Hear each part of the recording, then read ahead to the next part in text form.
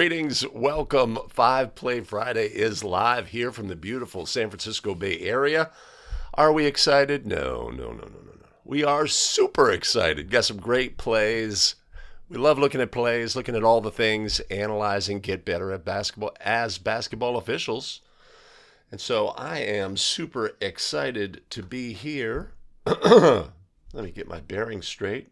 My elite tech team has curated videos so that we can look at all the things. Appreciate everybody joining. Jason Honey is in the house and has the right attitude. Go Niners. As soon as I start talking, my voice goes to...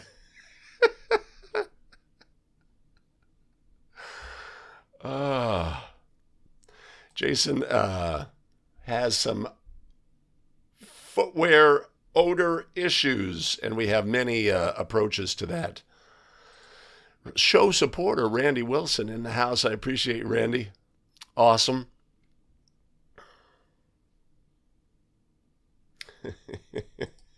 Which do you prefer, Randy? The 94 feet or the 84 feet? Certainly adds up.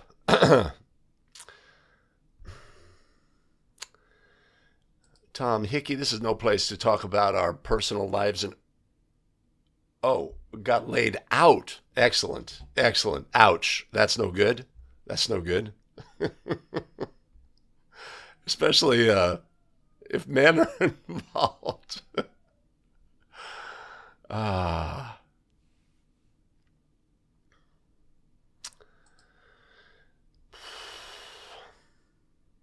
Oh, okay. I guess when you're adjacent to other states, you can take advantage of that stuff. Good to see you, Tony, in the chat. Joe Rasa, the Missouri contingent is here.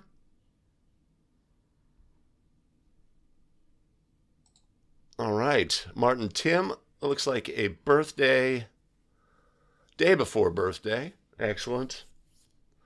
So the girls' season ending tournament starts in Indiana, rather, next week. Doesn't start here until mid-February. There's no the two seasons run concurrently here in California. Stan Bickler in the house. Good to see you from the Pittsburgh area.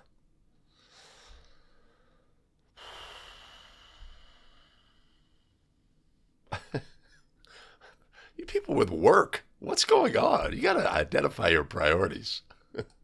Chris Janish, provider of many clips. Chris, I have a question. How come the video quality from South Dakota is consistently excellent? I mean, like, excellent. It's baffling how the video quality is always so excellent on your clips. We have 2 Chris Janish clips today. We'll be looking at all of the things. Jacob Krause in the house. Good to see you. Excellent. Jason Hayes.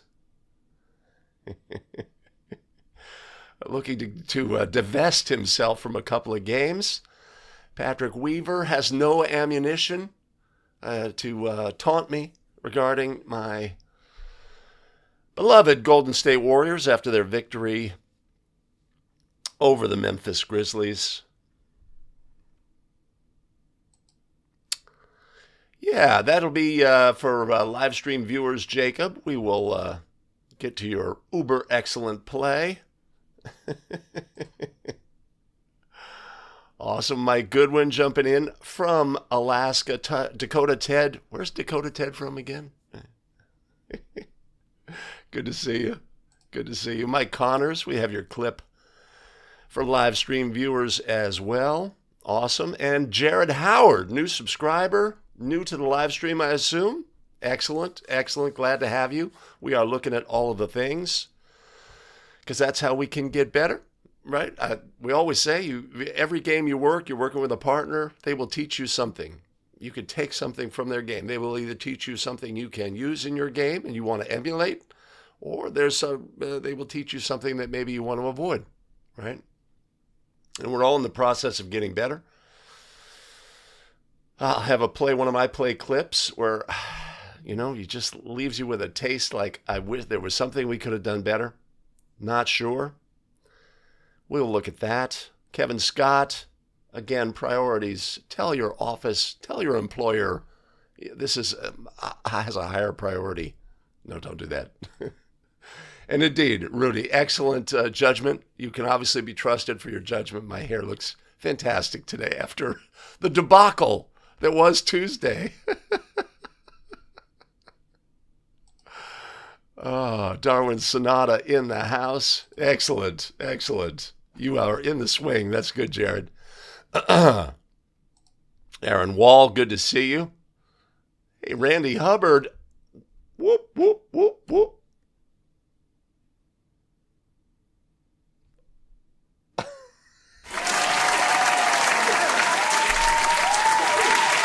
Appreciate you, Randy. That's awesome. Thanks so much. I appreciate that. Kibble for the crew. Coffee for me. How will we? That's awesome. I really appreciate that. Players throw. I have never had that in my game. Players throw. I've heard of this concept. Well, one of the things that we take from the NBA is there is a line.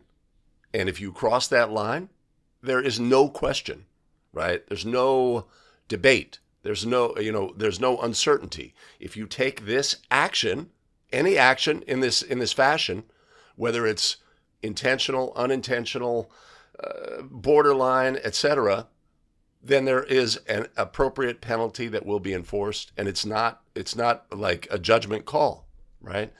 And that's something we could take with us at one of our plays today. Yeah, I would say that.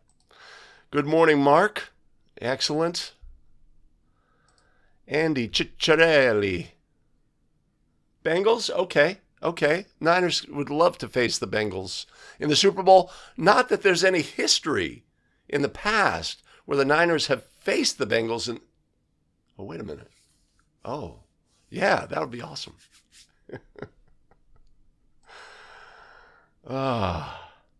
Hey, that's too many games. Too many games. I've got one tonight, 2 tomorrow. Yeah.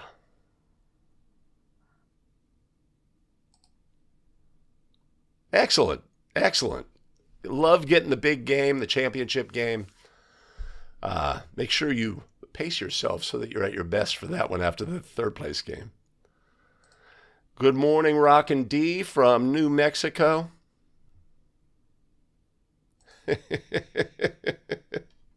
Now we're talking.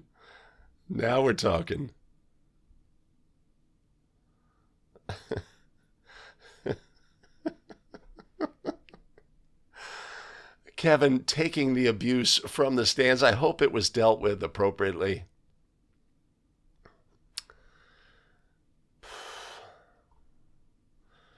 Good morning, Coop. Used to have one of my first games in my first season was with an official here in the beautiful San Francisco Bay Area named James Cooper, who actually was a running back for the Cowboys back in the day, I think in the 60s. Coop was awesome. So when I see Coop, I think positive thoughts. Appreciate you joining from Colorado. Dr. Phil is in the house, bringing the bourbon energy. Appreciate that. Thomas, I think I got that. I think that. Hey, taken out.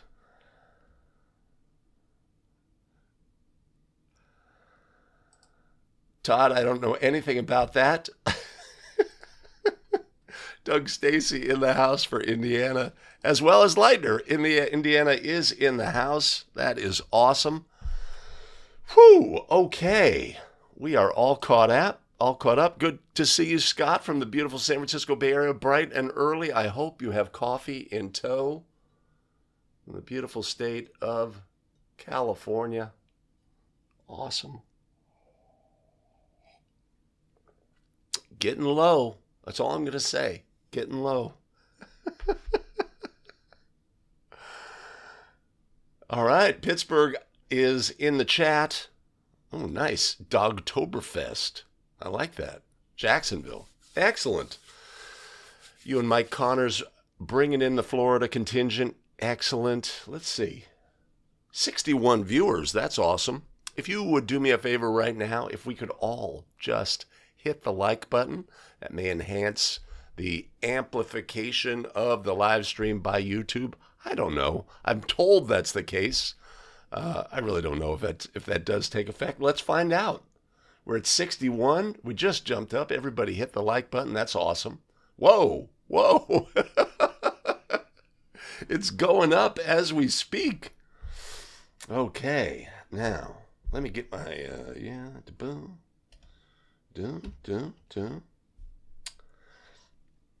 Whew. Okay. I've got my plays. We're all set to go. I think we are in position to make it happen. Let me see if that works. It would work if it went there.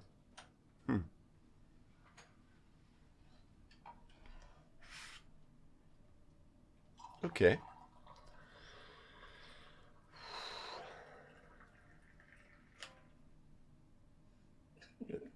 Thank you, sweetheart.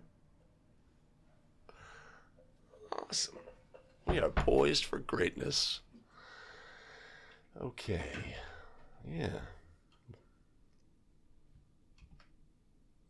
The Zooch makes an appearance. Finally, now we can get started.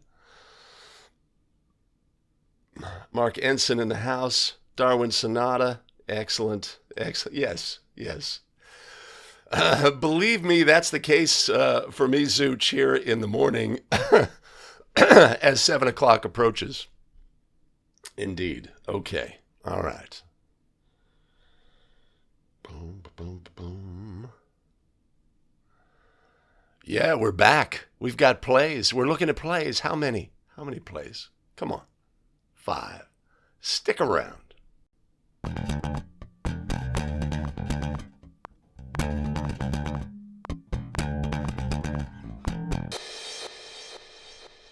Greetings. Welcome back to 5 Play Friday. We look at plays. We get better as basketball officials. Let's get started without delay with play number 1.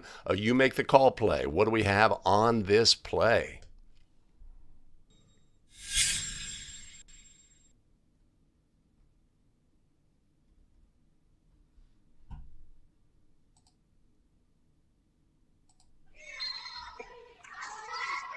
Jump controlled by, well, I guess it would look like it was controlled by the Leopards, but I don't know what he called it. Maybe Dallas foot was on the line. I don't know.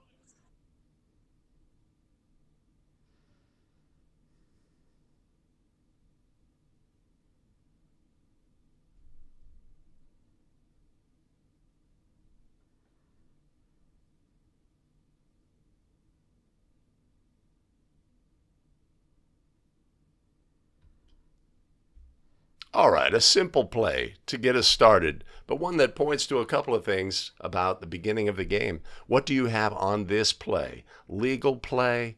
Ruling correct? Make your ruling in the comments below. What do you have? Legal? Illegal? Why? Etc. Put it in the comments below, and of course stick around to the end of the show because we will review play number 1 for sure. And with that, let's move on now to play number 2.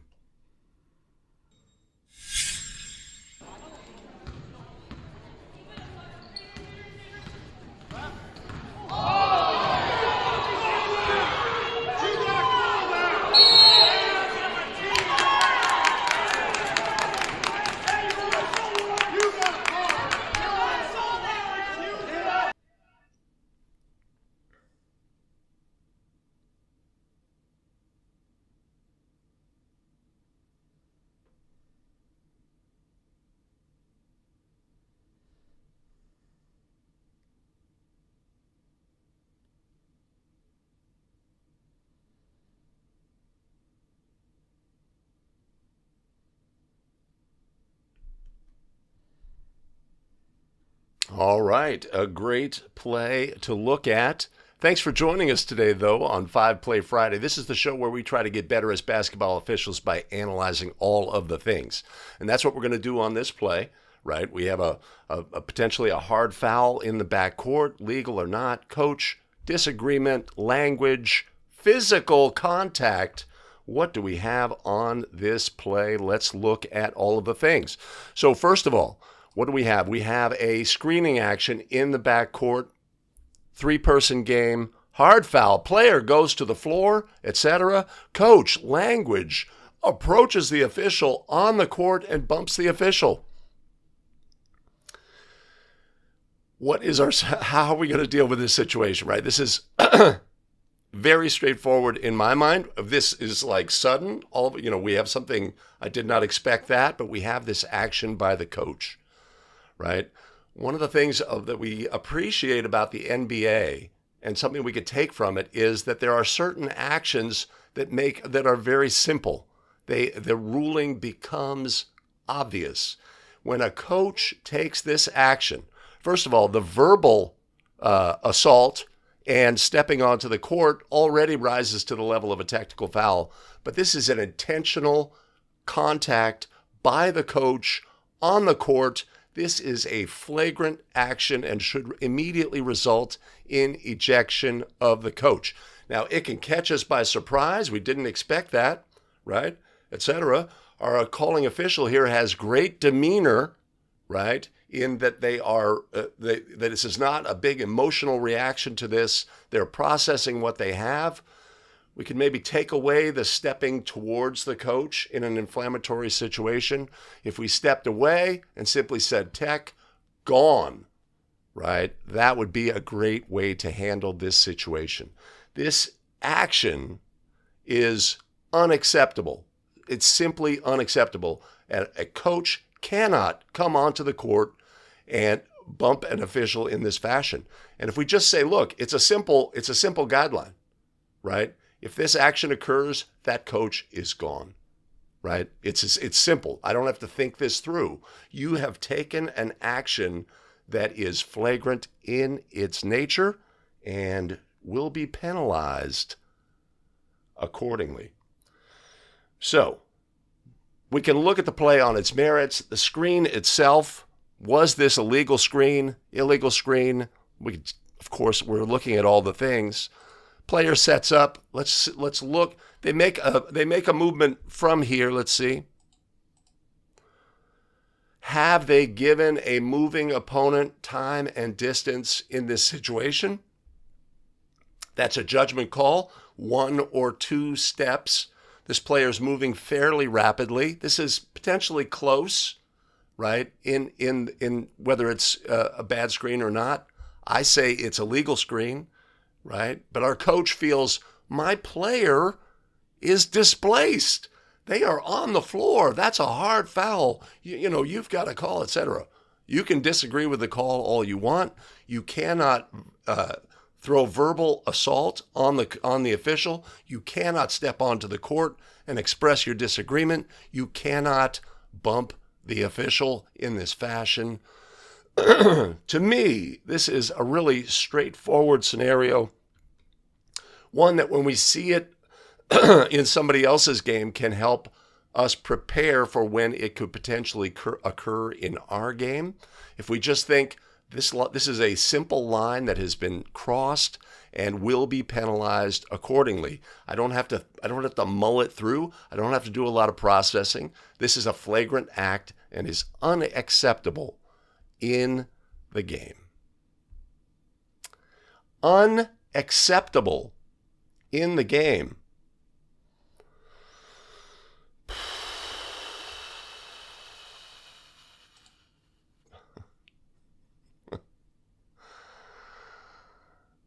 Tony's got legal on the screen, and we are ejecting that coach. This is an intentional act. Oh, this is an intentional act on his part.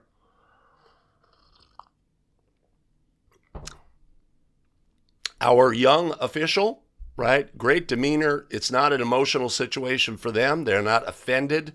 They are just analyzing the situation. Mark Ensign says good tea. Mike says tea. Jared, we are on the same page. I agree. That is a flagrant act.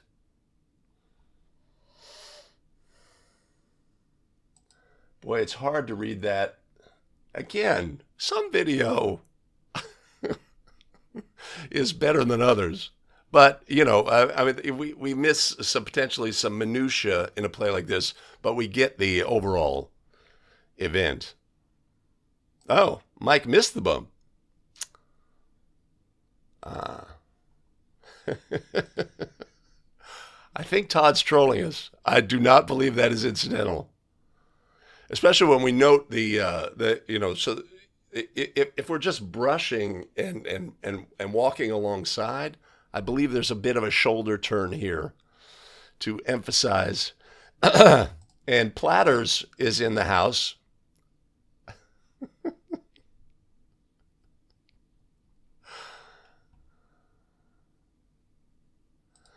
Well, that's a great question, Stan. That's a great question, right? Is so your partner is on this game and they are going with a technical foul in this situation.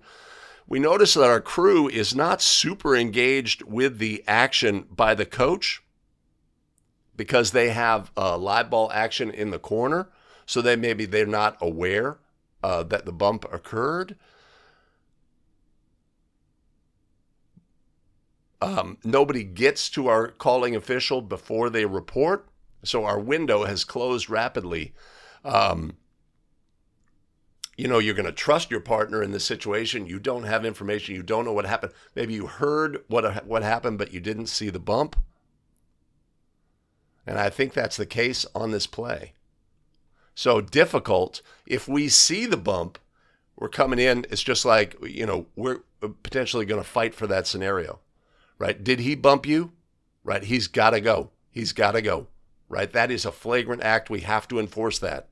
Right? And the calling official is going to make a judgment about that play. Right? Maybe they don't want to. They don't want to be involved, etc. But you have to fight for that ruling if that's your ruling that you see. Scott's going flagrant. I don't see anything about the action by our screener. They are allowed to protect themselves here. Maybe they're drifting a little bit.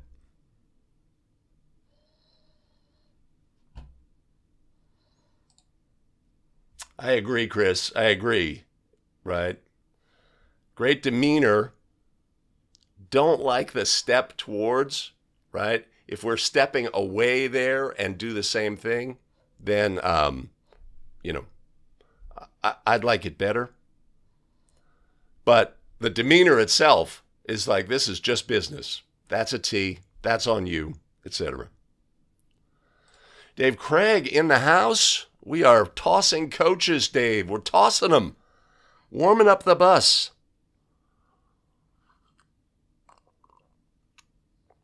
Yeah, this may be Minnesota. We've got a restricted area on the court and 9 minutes on the clock. So it's probably middle of the first half. Okay. All right. That was play 2. Okay.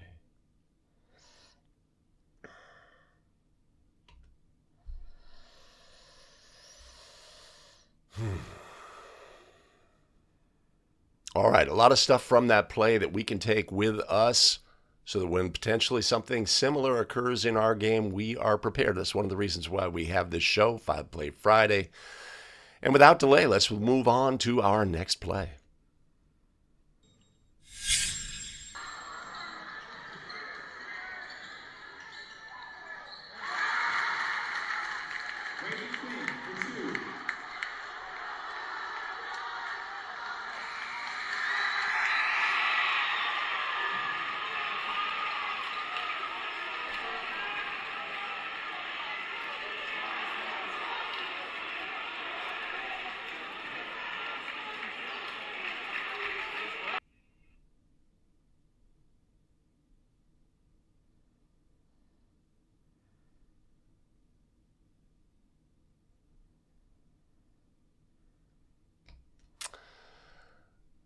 All right, we have it. End of game situation.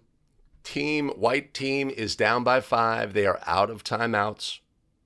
We prefaced this play scenario from my game on Basketball Rules Expert. In this end of game situation, the white team is out of timeouts. The ball passes through the goal with 7 seconds remaining. The clock is running. When do we begin a count in this situation? What are the variables on this play? We end up with an unsatisfying end to our game. Everybody's confused. Why don't you stop, etc. A coach hadn't beaten their opponent in 15 years, was super excited about this game, has some parting comments for the crew. You know, we don't put a bow on it, but let's look at all of the things on this play.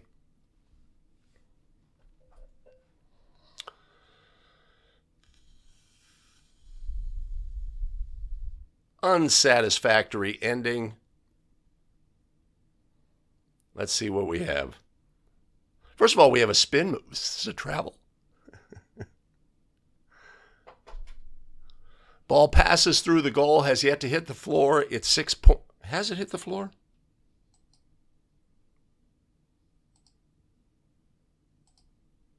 Right, there's 6.3. The ball has bounced once. When does the official begin their account? We have a player in proximity with the basketball. Makes no effort.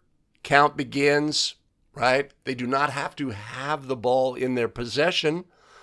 Time is allowed for an opponent to realize they are to throw the ball in, have the ball at their disposal before the count begins.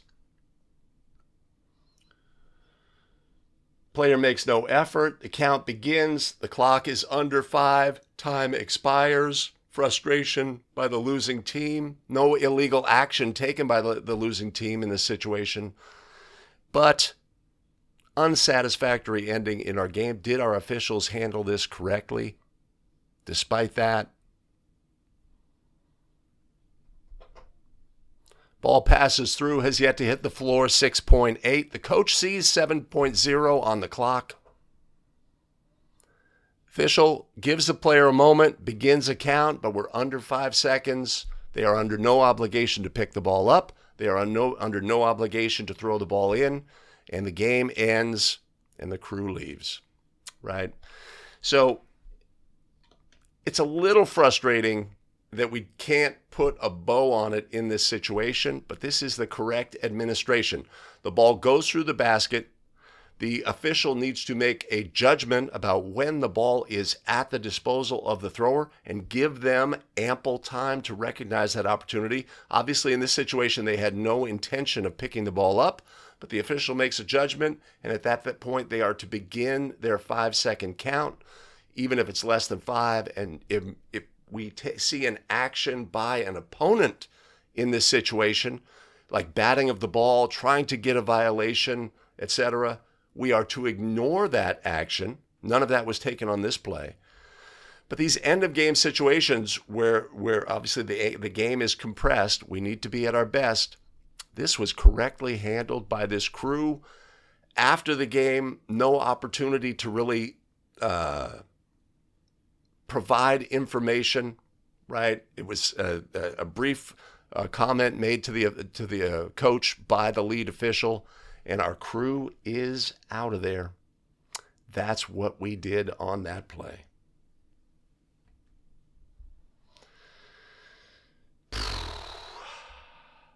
Okay.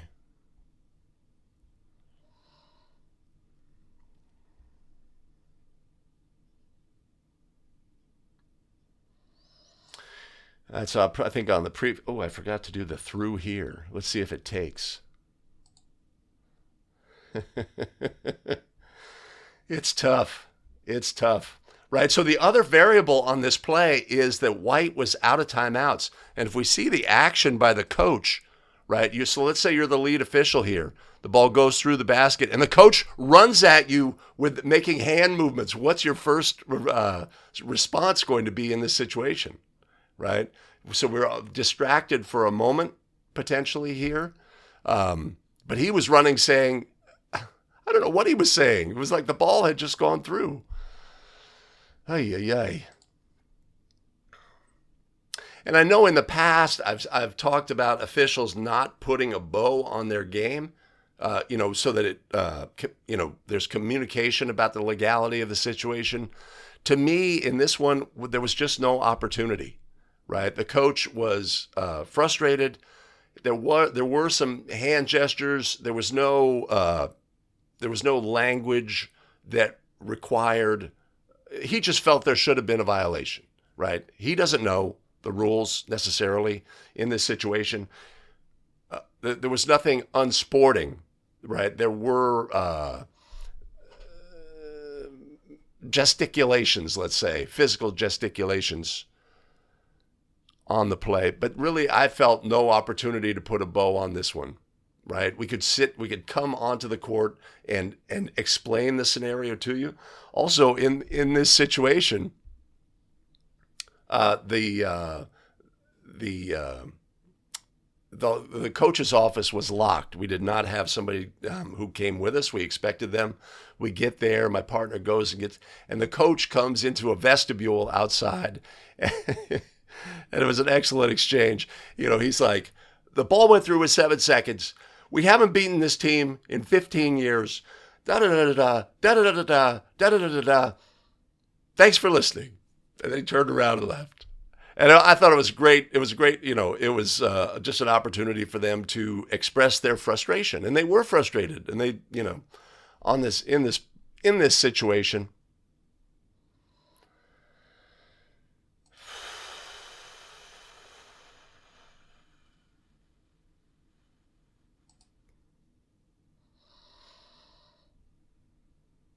Yeah, exactly, Jared.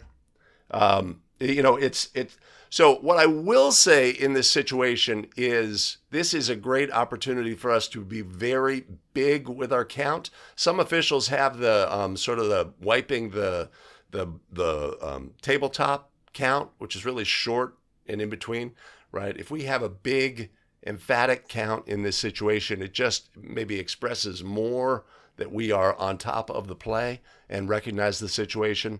I don't think that's just something I would say in this situation. When I get into an end of game situation, I want my count to be really metronomic, right? Because if I hit that mode, then I can be momentarily distracted.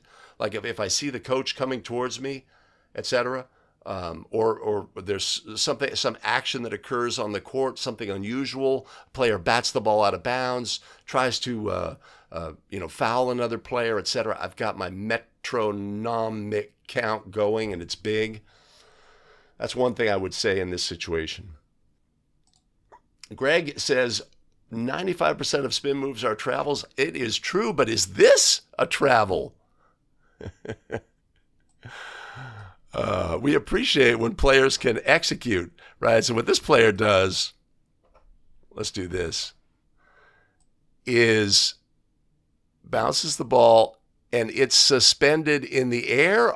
Is their handshake or below the ball, right? It's sort of the ball. They're making movements where the ball is sort of suspended behind them. I rule this to be a legal play. Right? So you can see I am distracted on this play by the coach's action, right? Right? You see the coach running towards the lead, right? In this situation, if they had a timeout, they'd be requesting it, etc. Right? So I don't get to the count until right here, I had 5.4 when I saw it, and the ball is bouncing. Count begins. Yeah. Yeah, FIBA rules at all levels, I guess, they stop the clock in this situation. I don't agree. I think that was a legal play. Zooch, yes. Yes, I did. I couldn't risk the debacle that was a Wednesday. Okay, my little spacer thing is working. Sometimes it works, sometimes it doesn't. It's very frustrating. I am not upset in this situation, right? So what's we see our coach from their coaching box expressing frustration and displeasure that there was no call.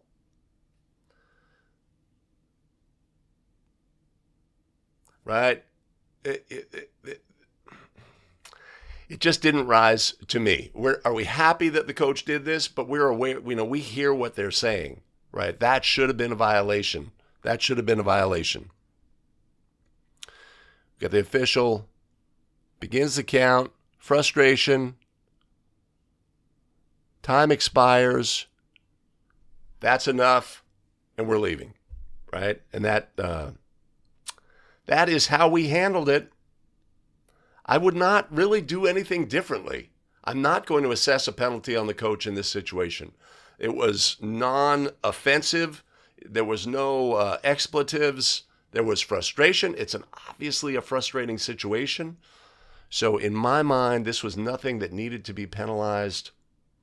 And even the subsequent action is not something where I was in the vestibule and the coach came in and expressed their concerns about the play. And I didn't even try to offer an explanation, right? They just wanted to vent and be heard. Thanks for listening. And turned around. That was awesome.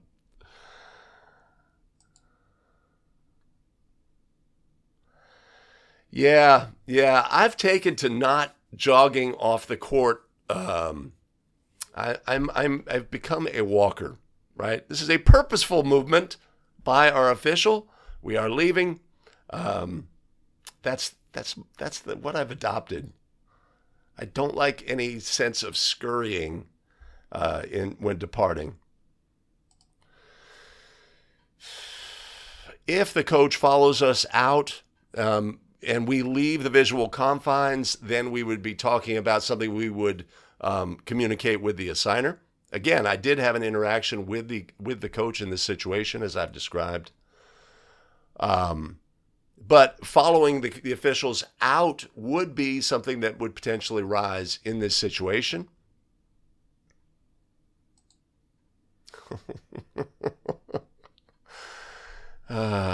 Yes, I've called a lot of spin move travels this year, and it's just like what? But it is something that I will pregame with my partners, right? Spin move travel. Are we calling it tonight? Because if you're calling it and your partner's not calling it, then that's where things can get. Mark, that's a very good catch. That's a very good catch. Best player for black. I don't think it was a finger. I think it was more there you have it. But there is a gesture towards the opponents. Was that perceived by our officiating crew? No, it was not. Actually, something that occurred on this play, our visiting coach, when the sort of the energy in those final 2 seconds was requesting a timeout. He didn't know what the situation was either. Did not see that request until we watched the video. Would you have granted a timeout if he had called for one, even knowing that they were out? By rule, yes. Yes, you would. If he says timeout, timeout, timeout, grant the timeout. Team technical for excess timeout. Visitors attempt 2 free throws. Visitors division line throw in. Another unsatisfactory ending. But by rule, we are not to ignore a timeout request in that situation.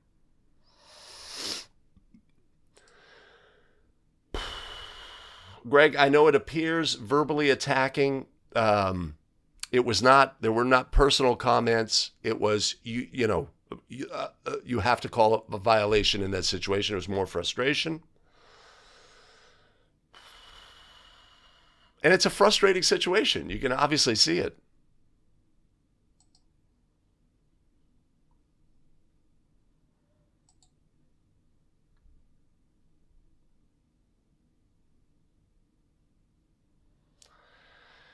Yeah, this was just out of omission. Our situation where the office was not open for us. We presumed somebody was coming with us. Obviously, we can't right? So we're leaving the visual confines, and it's about a 25-yard walk outdoors to get to a separate building where our room was. So every situation is different, and unsporting activity after the game is obviously terrible.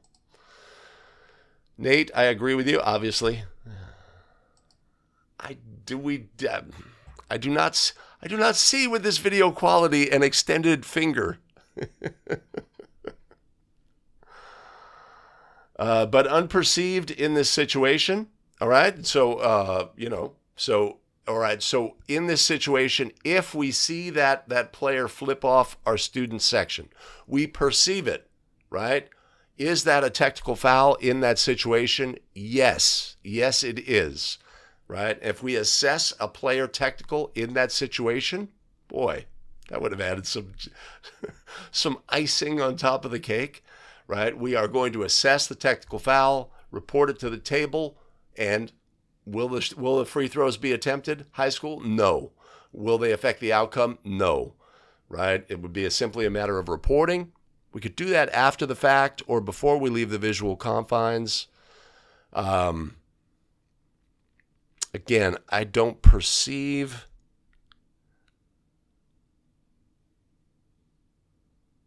Boy, he walked right. Our official was not very perceptive of that action. It's right in front of him. Well, sort of. Oh, well. Umar's in the house. Good to see you. It was still a 3-point lead, Nate, so.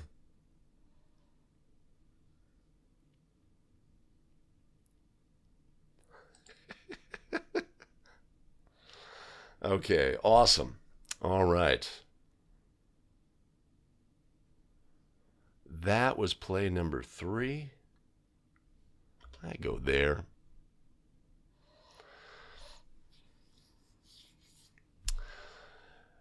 All right, a play scenario that we have rules support to handle how we handle the situation.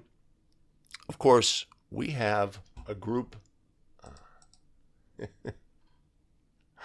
All right, a play situation which we definitely have rules support to handle our adjudication of this play. It's great to have support, and one thing we have at this channel is tremendous support from our show supporters. Who is up on the big board today? Brad Thompson, Luis Torres, Eric Eichacker, Mark Fisher, and Kurt Johnson.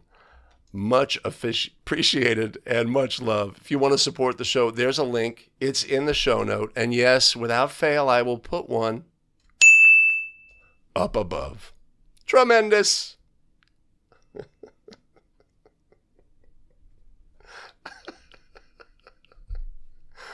Oh.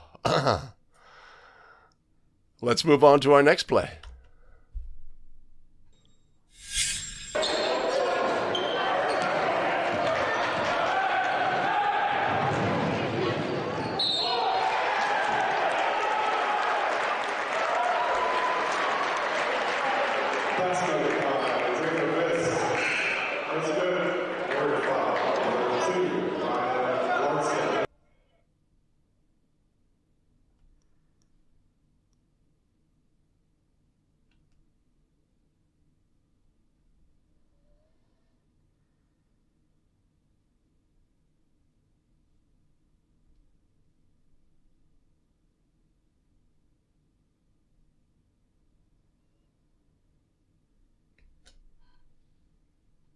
All right, a block charge play from a collegiate game.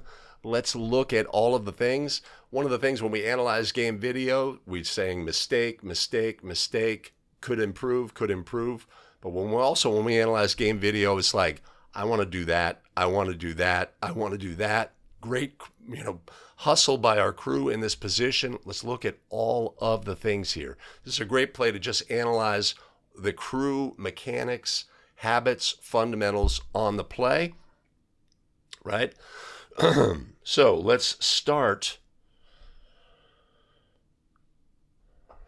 right? So we have a 3-point attempt or an attempt near the 3-point line, and our trail official who has the play is indicating that the player was on the line. This is an unapproved mechanic at the high school level. It's one that I employ personally. It's one that avoids confusion, right? And anything we can do to avoid confusion in our game is fantastic, right? So we see in this situation, our official is pointing to the spot and indicating, right? Now we have a try that goes up. Our official is in position, right? And a determination is made, right? In a transition situation, we have to make a determination. Now, we do not have possession by the white team, but we see that this is a non-competitive rebounding situation, and that's our indication that, okay, we can assume that white will get the ball here. We don't have to linger and wait for it, especially when we have energy going the other direction. Right, so now our new lead, right? You're in the new lead situation. You know exactly what kind of energy you need to expend in this situation. But we also see our center official is, excellent hustle as well on this play. This becomes a who is officiating what scenario. We have two defenders. Who is officiating what? Analyze this in your own game in situations like this. If you are the center official, what are you officiating here? Our lead gets there, makes a ruling, strength at the spot, right? Our other officials are aware what's going on here. Come on. There's no white players coming in. It's not a hostile situation, etc., right? Our center official comes in towards the play. We like to say at minimum 3-point line. In a situation like this, in a closing down after a foul situation, our new lead official is not scurrying. They are moving in a way that are open to players, etc., moving at an appropriate pace to be in position for the administrating the free throws, right? So oftentimes we see younger officials in this situation. Your partner calls a foul and they race to the basketball. They have their head down, etc., right? So when we look at habits and fundamentals on this play, we're connected. We've got to go. Center, new lead, have got to go. Pick up the defender, right? Do we have an open look on this play right here? I'd say yes. What is our center official officiating? Does he see the arc in collegiate? Do we have the feet? But we also have this secondary defender here, right? What if the secondary defender has contact up top and the player is able to slip the defender, the other defender, right? Our center official would need to get that. Our trail official could have an opinion if they busted as well in this situation. A block is ruled at the spot. No hurry, right? At the spot of the foul. This is a great habit and fundamental. And now we're going to go report. Our partners are in position to observe players. There's no tension on this play. But in the end, we have great habits and fundamentals, things that, I want to move with the pace displayed by the lead official in this situation. I want to stay connected as the center official in this situation. I want to, after the foul, have the habits and fundamentals of the crew in this situation. I want to bring those to my game, right? And so this is a great clip to analyze all of the things, because analyzing all of the things is what we do. Now, this play was submitted by frequent play submitter Chris Janish. Much appreciated for the high quality video, Chris. If you have a play to submit, there will be a link down in the show notes, and maybe your play will make it to 5 Play Friday. Now, that was pretty good. Now, I have a couple of questions here. I have a couple of big questions. First of all, I recognize where we are. We're at Dort. Where's my DORT shirtless dudes in the stands? I am really disappointed that they are not there. from a previous Dort play. I'm disappointed.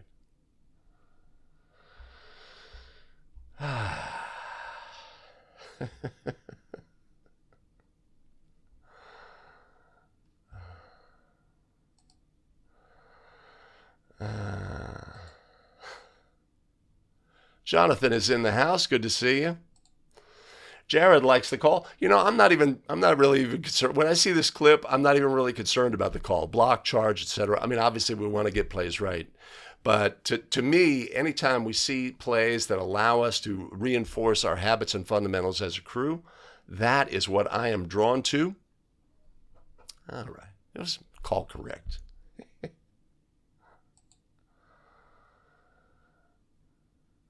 Right? And so the L has the best look, but why did the L have the best look? Right? No, Chris would say he does not have rocket speed in transition, but do we get there? Yes. Are we looking at the right things? Yes. Right? And that's all we really need is enough, right? And recognizing, you know, the Giants, San Francisco Giants used to have a catcher named Benji Molina. Not fleet of foot, but if Benji's in a situation where a run could, you know, it's mission critical, and he hits a topper that's rolling towards the third baseman, Benji's going to give everything he has to get to first base, right? It's all a question of what you have, right, in this situation, and you're obviously going to make a decision. If you do not have what it takes to get to the end line here, you have to find a position where you can officiate the play.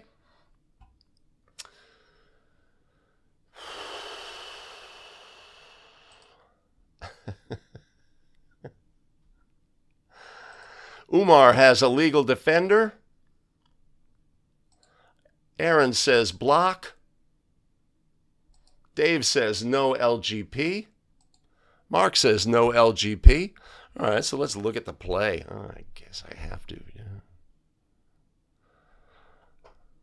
Our defender. Are they facing their opponent at this point? No. No. No. Yes, at the end. Super close. Sort of the staggered feet sort of gives us clues that they're not quite there.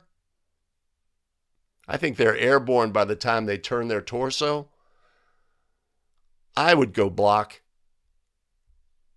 here on this situation. Notice also our calling official recognizes the ball goes in. Right? Sometimes we know that from the crowd. Sometimes our partners will clue us. Sometimes we see it.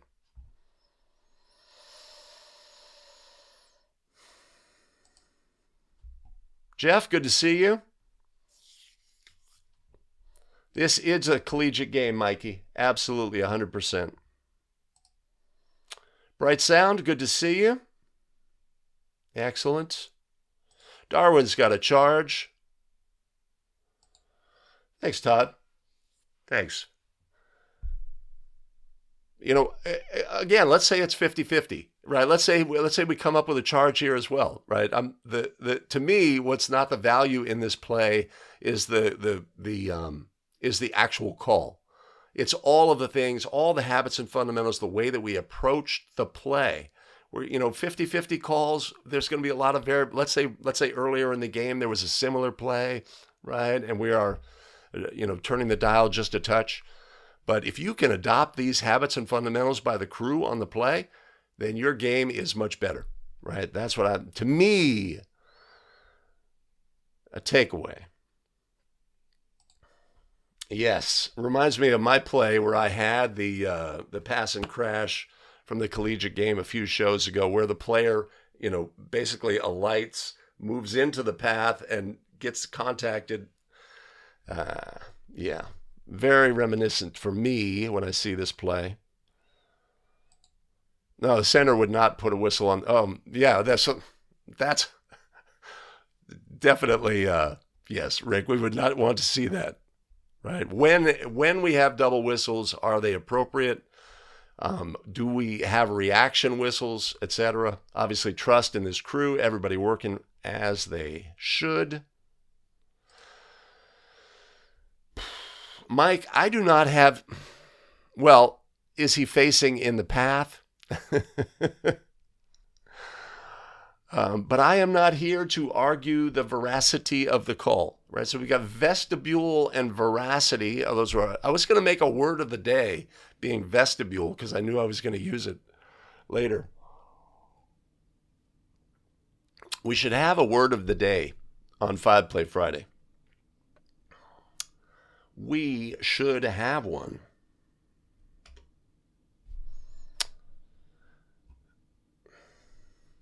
Habits and fundamentals that we can take with us are critical, right? We can recognize them when we do things excellently. We can recognize it when others do it excellently and try to adopt those habits and fundamentals for ourselves in our own game.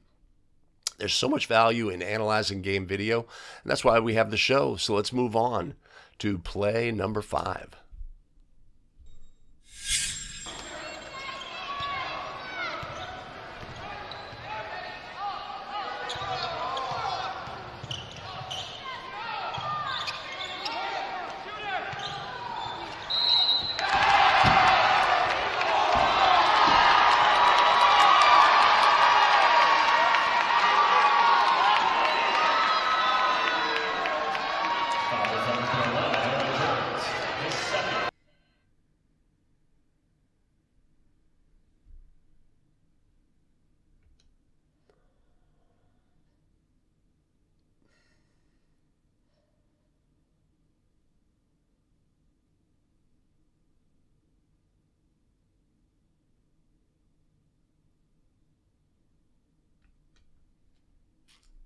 All right, illegal screen ruled. A great play to look at. Love this play. Right, our trail official on ball. Play goes away. The official steps down. Excellent habits. A rotation, no. Official stays with his on-ball matchup. Picks up the additional screening action. Rules. Team control foul. No shot. Let's look at all of the things. Wow. So first of all, let's judge the legality of the screening action on this play. We do have screening action here. A little extension, a little arm push, and then we have a moving opponent. Screener steps in, contacts the opponent. The shot is waved off. Has the ball become dead on this foul? Let's look at all the things.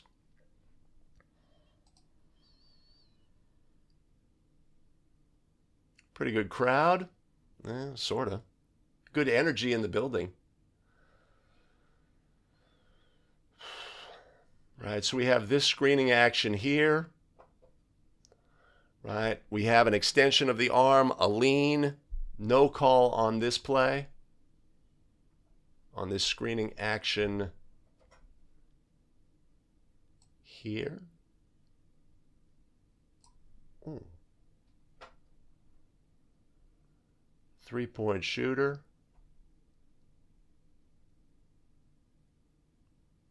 Our player in white is illegally contacted. Let's go back. Right, so our defender here is a moving opponent. When we're screening a moving opponent, we must give time and distance.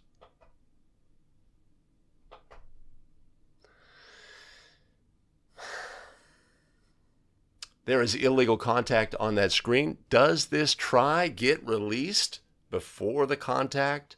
If it was, this would not be a team control foul, and the result of the try would count. Does that happen? It's something we have to be aware of on this play. Let's take a look.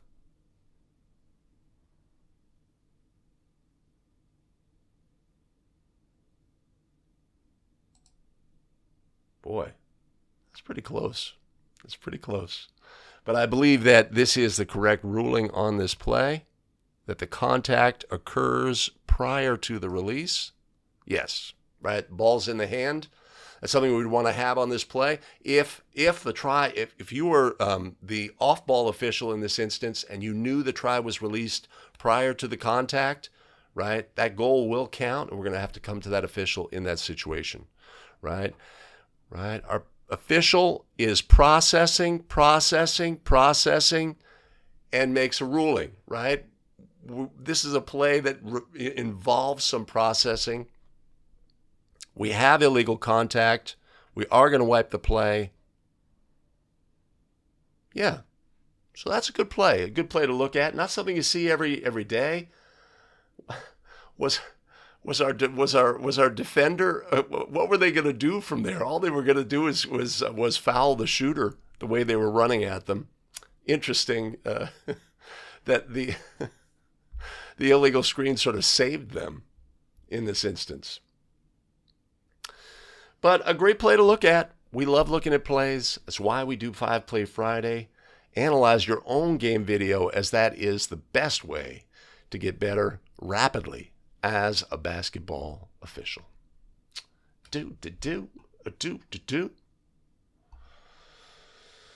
Whew.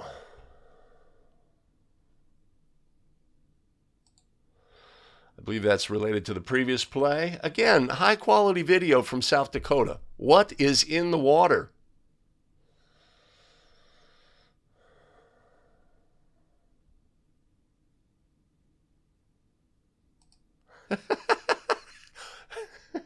Wait a minute. I'm technically slow on the sound effects.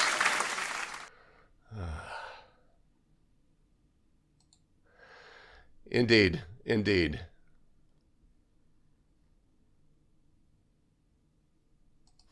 Right, so we can look at the first screening and how are we going to officiate that.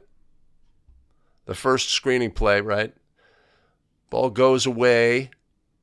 Who is officiating what? This has got to be the trail screening action. Right. Obviously the arm extension impedes the movement. Was there leg contact as well? Probably slightly.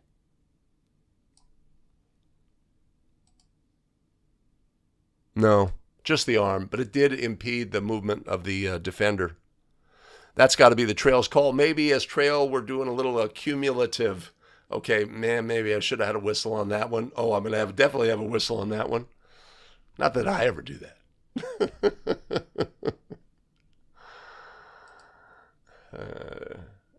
Yeah, Todd, it's sort of how we're late in the game, so we've established how we're going to officiate screening action in this game.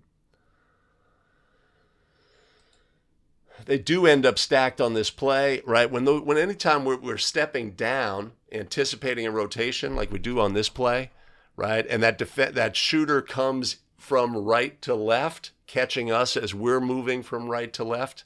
We're often stacked by just the way the events unfolded.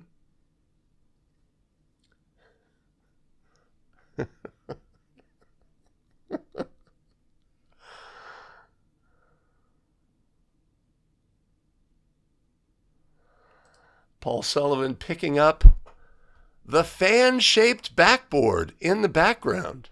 Look at that. Look at that quick telestrator action. Not bad. Not bad. Good to see you, Paul. Bright and early here in the San Francisco. What if the ball went from the court over the fan-shaped backboard in the second section there? Would we not have an out-of-bounds violation because the ball went over a fan-shaped backboard? Excellent. Okay. All right. Movie audio muted. All right. To start the show, we had a You Make the Call play. Let's review play number 1. And it looks like for Arkadelphia, number 5, Max Halek's entry. And we are just about ready to get underway. Jump control pass. Oh, well, I guess it would look like it was controlled by the Leopards, but I don't know what he called. Maybe it fell script. All right, a pretty straightforward situation. We are assuming that a jump ball violation had been ruled because everybody knows that a jumper cannot catch the basketball. Everybody knows that, right? We've got a player who catches the basketball on the floor. Were they on the floor? Do we have a traveling violation here? Right? Do we have when we have a jump ball violation ruled, of course, our crew, our mechanics, we are confused. Which way are we going? Who's going to have the throw in, etc.? Our calling official does a good job of saying, I'll take the throw in, and we move forward. But is this a jump ball violation by rule? No, it is not, right? When knowing what the restrictions are on players during a jump ball, we have to know that, but we also have to know when a jump ball ends. Jump ball is one of the 3 restarts in the game of basketball. During a restart in the game of basketball, jump ball, free throw, throw in, there are special rules and restrictions that are brought into the game. During those events, those rules and restrictions apply. When the event, the restart ends, those rules no longer apply, right? So if our ruling on this play is a jump ball violation, it would be incorrect, because when does a jump ball end? A jump ball ends when it touches the floor. Another player, non-jumper, the basket or backboard, or one of the officials, right? So when this ball contacted a teammate and the teammate bounced off of them, our used to be thrower caught the basketball. Let's take a look. Toss. Good toss, right? When the ball hit the floor, the jump ball had ended. All restrictions had ended. So if you had incorrect ruling or not a jump ball violation on this play, were you correct? Yes. Yes, you were. All right. Hey, we've got time for a bonus play. But before I do that,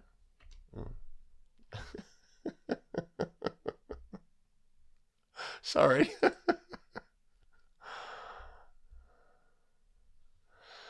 Yeah.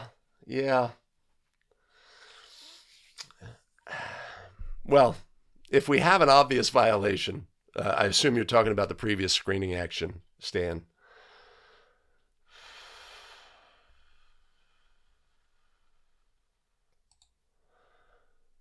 Yeah, no travel signal. Did our player travel? A player who is on the floor, but she was more on her knees. That's pretty subtle.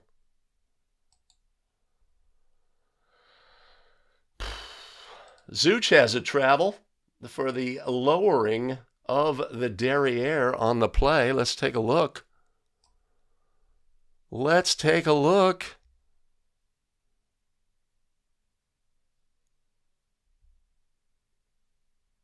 She was not on the floor, caught the ball, and fell to the floor. And now, wait a minute. We take a moment so that Billy Mack can express the fact that he feels that the jump ball is outdated. And that's...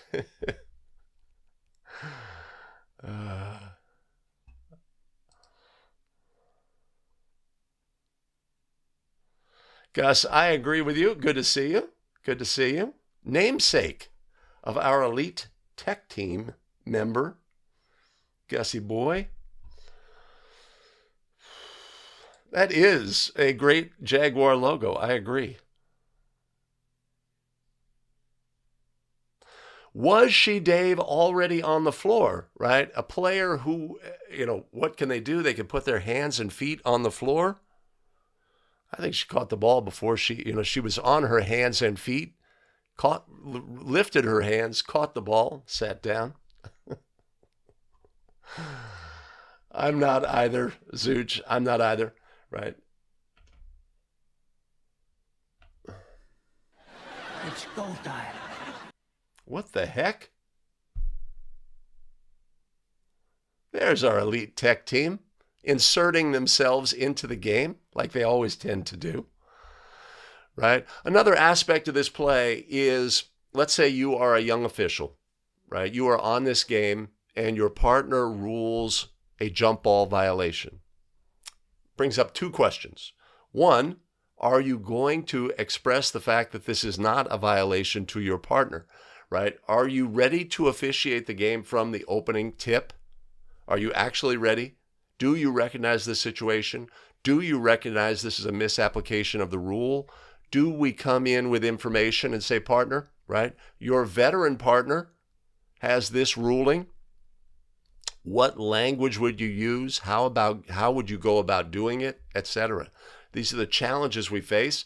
Come on, it's just the start of the game, right? Let's just roll with it. My partner knows the rules much better than I do, etc., right? Jump ball had ended, right? We come in and just say, hey, partner, jump ball had ended. The jump ball had ended when it hit the floor, right? We give our partner a moment. That's a legal play, right? What language could we use to communicate? Has our partner given us license, our veteran partner given us license in this situation to come and get the play correct, right? If you are the veteran partner in this instance, have you given your crew, your young partner, license to come if they have something on a play, even if it's right in front of me, right? Come if you think we are doing something incorrectly, right? A couple of great points to recognize. Are we ready to officiate?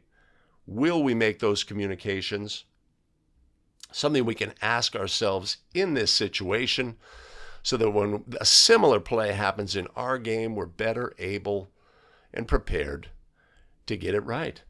Well, we've had 5 plays, so it's been a great show. And what? A bonus play?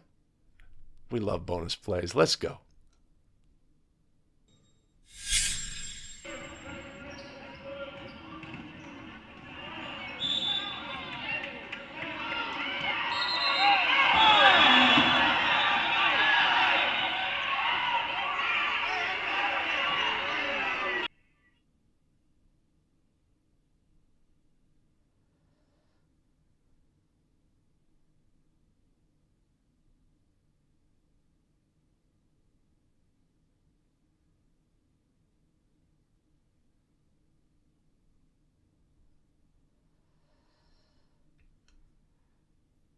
Well, that's a fine how do you do. Usually on a bonus play, we have a palate cleanser, something fun. This is not fun. What do we have in this scenario, right? What's great about this play is it gives us the opportunity to make judgments about a fighting situation without all the chaos that often occurs in a fighting situation, right? Often there's like other players coming in, players off the bench, people out of the stands, etc. But it's nice and clean in this scenario. So let's look at all of the things and how we would administer the penalties in this situation, right? Okay, let's start with the play. Action between those two players, shove, punch, step towards, etc. Wow. Right? Our officials come in. What are the habits and fundamentals of the officiating crew in this scenario? We are clearly in second half action. Clearly there is some energy between these teams. We are not happy with one another, and we have an obvious punch and yeah, that's for you by our offending player. Let's look at all the things here. Okay. Whoops.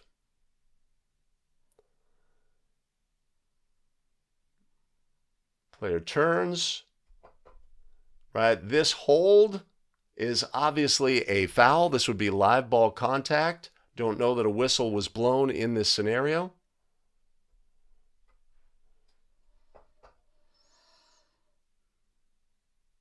There seems to be a stoppage of play, so let's assume that a whistle was blown and subsequent contact is all dead ball contact, right? So we have a holding foul here. 5 would be due the penalty related to that foul, either a throw-in or bonus free throws. After the foul, boom, a little elbow to the midsection, right? What kind of foul would that be? That is dead ball contact. That is a either intentional technical foul or flagrant technical foul. Both would be on the table for an intentional elbow to the midsection in this scenario. Teammate of the offended player shoves. Offended player punches. Teammate of the offended player steps towards, right? Wow. Okay. How are we going to do this? First of all, right, our officials, what do we need to do in this situation? Rule number one, what do we need to do in this situation? Before we go report anything, we have to sort some things out. This is not going to be simple.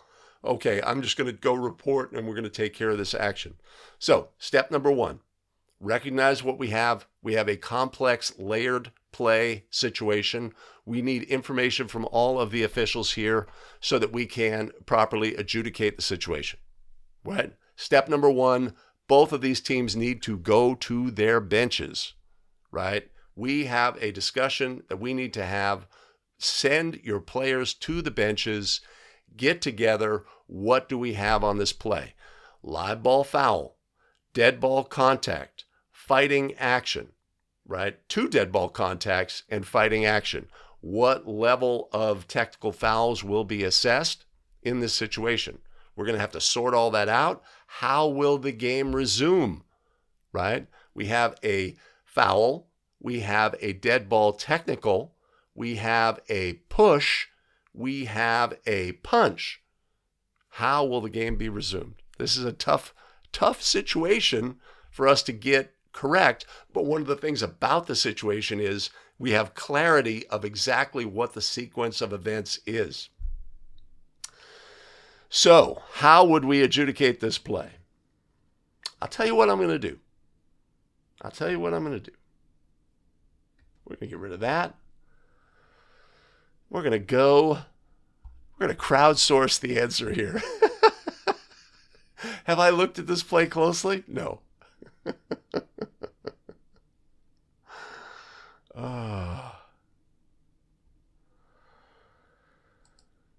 Lance has 3 techs and 2 ejections. I guess the question for me is, does the elbow contact by our player here constitute fighting?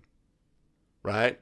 Does the illegal contact in that instance rise to the level of fighting when the offended player comes back and punches? Because we know that if I give you a verbal taunt and you punch me, we'll both be ejected for fighting.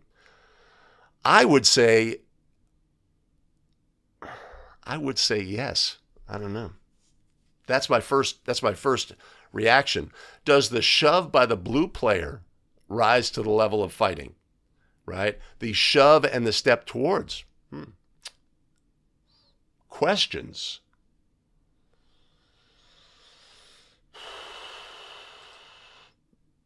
I don't know. That was a pretty good punch. I mean, she meant it.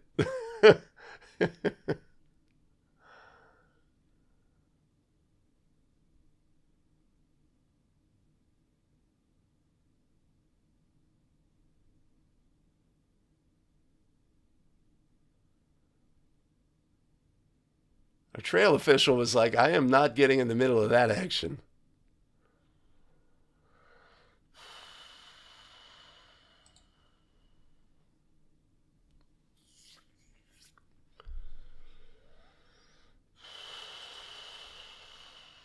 Yeah, Trail was, let's say, not proactive on the play.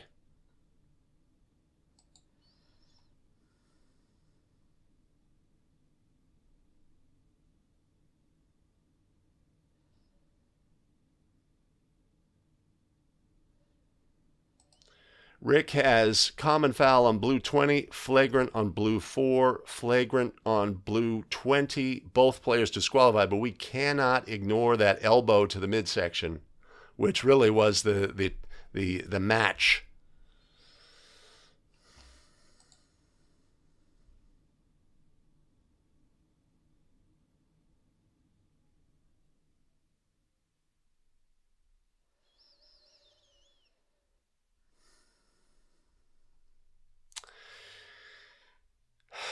Well, yeah. Obviously, there's energy in this game. It'd be interesting to see, how we got to this point. These players do not like each other.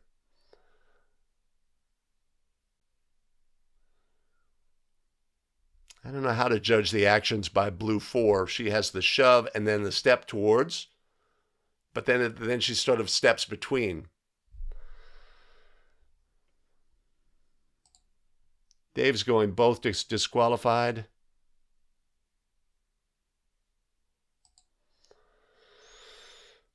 I think the two go hand in hand, Mikey.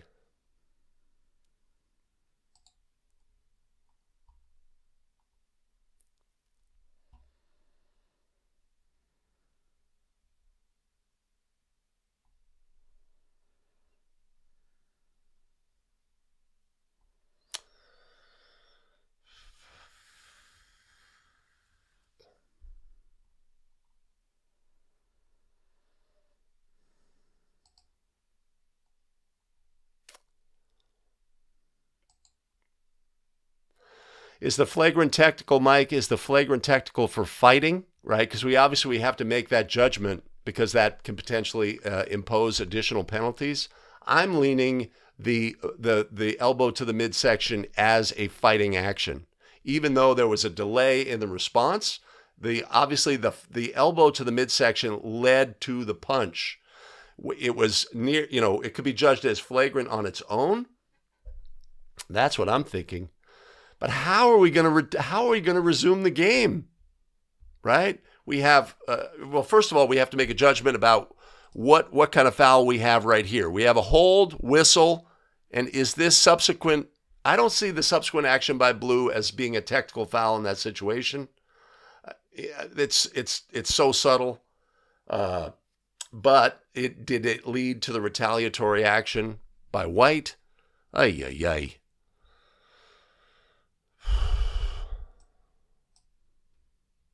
So white 5, held, whistle, get off me, elbow, push, punch.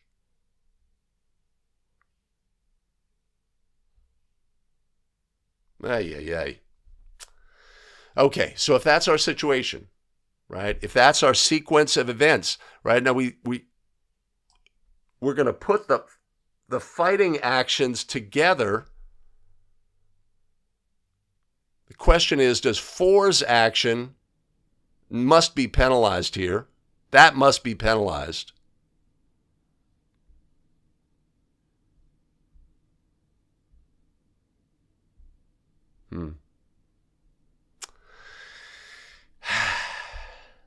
Messy business.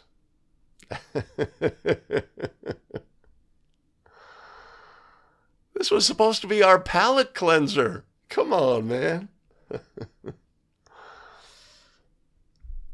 All right. So we have a messy situation. Here is my thinking on this play. We have a live ball foul by blue 20. We're going to penalize that. We have an elbow thrown by white 5 and a retaliatory action by blue 20. Obvious fighting action. In my judgment, those two go together. The flagrant elbow and the retaliatory punch both rise to the level of fighting in this situation, right? The white player elbows and goes away. They didn't elbow and turn around like, let's fight. But the corresponding action, the punch thrown by the offended player, to me, makes this rise to the level of fighting for both players. Both players will obviously be disqualified from the game. In addition, we have a push, an intentional dead ball contact push by blue 4. That will have to be penalized as well. So, in order of occurrence, we have the foul, the original foul, and that would result in potentially bonus free throws this late in the game. I assume this game would be at that level. That's an assumption on my part. Let's assume that. The substitute for white 5 would be due merited free throws. The fighting fouls, fighting technicals would offset. We have a dead ball push by blue 20, white would be awarded 2 technical foul free throws and the ball for a division line throw-in opposite the table. If there were no bonus free throws related to the first foul, that would just be out of the equation as well. So, a messy situation, but one that really allows us to think through how we're going to adjudicate this situation. In my opinion, the flagrant action to the elbow to the midsection by the player who was fouled, white 5, and the retaliatory action by the offended player of throwing an obvious punch makes both players' fouls rise to the level of fighting. I don't, in my judgment, have fighting by blue 4, even though there was a push and a step towards, and then a conciliatory step between. It's a tough play to adjudicate by rule. It's great to see it with clarity in this situation so that we can think through how we are going to make judgments about plays like this. This is a play that offers us a lot of value,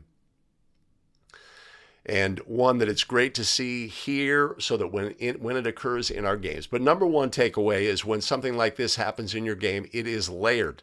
There are multiple things we have to sort through. Who did what? What are the corresponding penalties? Great. How are we going to resume the game? Is this going to be a brief discussion? No. We have tension between the teams. Number one priority here. Number one, get the teams to their benches and do not allow them to leave their benches during our lengthy discussion, right? We're going to have a lengthy discussion. What do you have? What is the correct adjudication? How are we going to proceed and resume the game, right? So that's the number one takeaway from the play. A great play to look at, and one that we really appreciate being sent to us. If you have a play, of course, there'll be a link down in the show notes below. Submit your play to 5 Play Friday so that we can all get better as basketball officials. Yeah, I like it. I like that play. I like that play. So I have been disconnected. Does anybody agree with me that the two players rise to the level of fighting? We have a lot of comments. I'm a little behind here, so.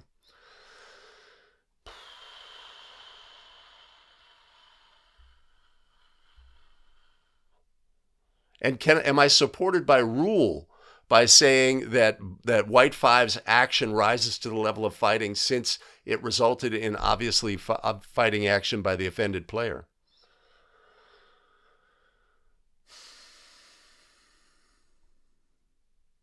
And that's,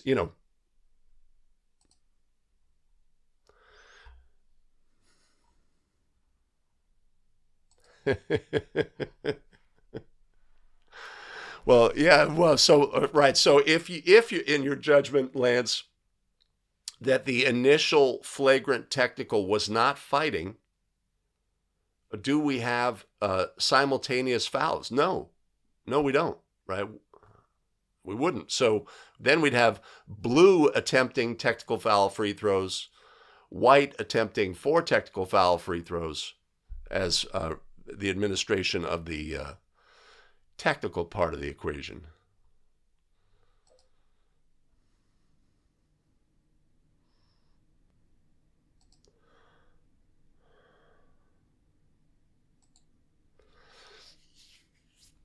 All right, I think I'm caught up.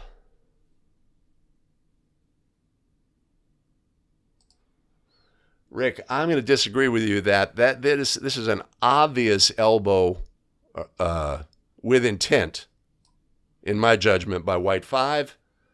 Get off me, get off me. Boom! That's right. And we see the players displaced by the action, right?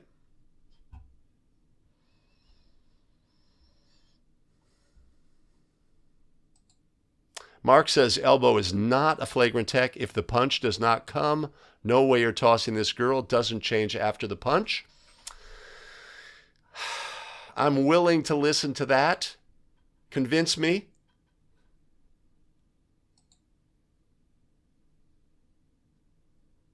All right, so let's say it's a boys' game and the elbow is a little lower, shall we say. and intentionally sought out the player's lower abdomen, shall we say. Is it flagrant at that point?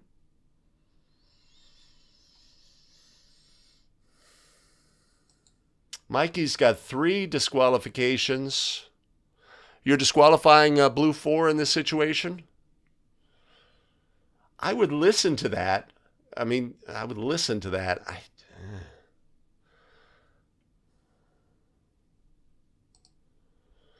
Adam, good to see you. Has intentional for the elbow, intentional technical for the push, flagrant for the punch, not putting the punch and the elbow together. Mike is buying into my logic that, so let's say it doesn't rise to the level of flagrant until the punch, but when we have the punch, now does it rise to the level of fighting, right? Let's say White 5 just turns around and says, ha, ha, ha, ha, ha, and then the punch comes. They're both ejected for fighting or disqualified.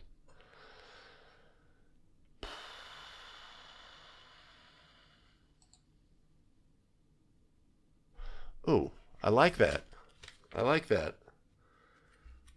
Not that I like to rely on the rules. Let me see what that says. 418.2. An attempt to instigate a fight by committing an unsporting act that causes a person to retaliate by fighting. Do we think that they are attempting to instigate?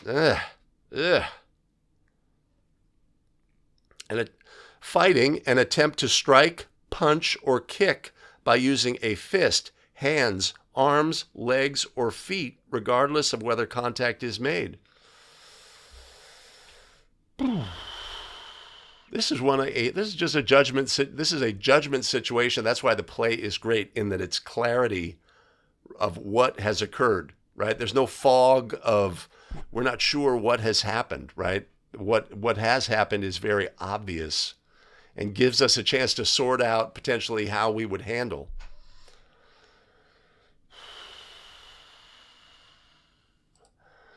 Jason, the trails action, right? They act confused and are not proactive in this situation, right?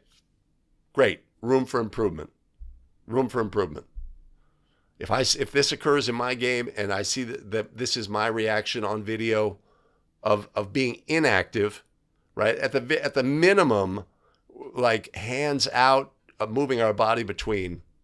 But once punches start being thrown, then maybe we are backing out.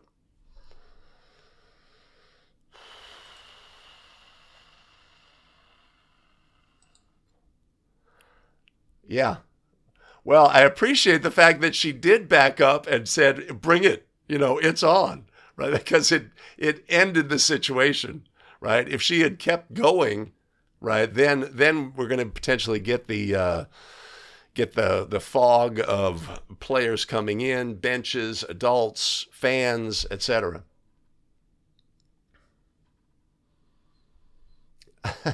Needless to say, it's not you think Blue 4 should go.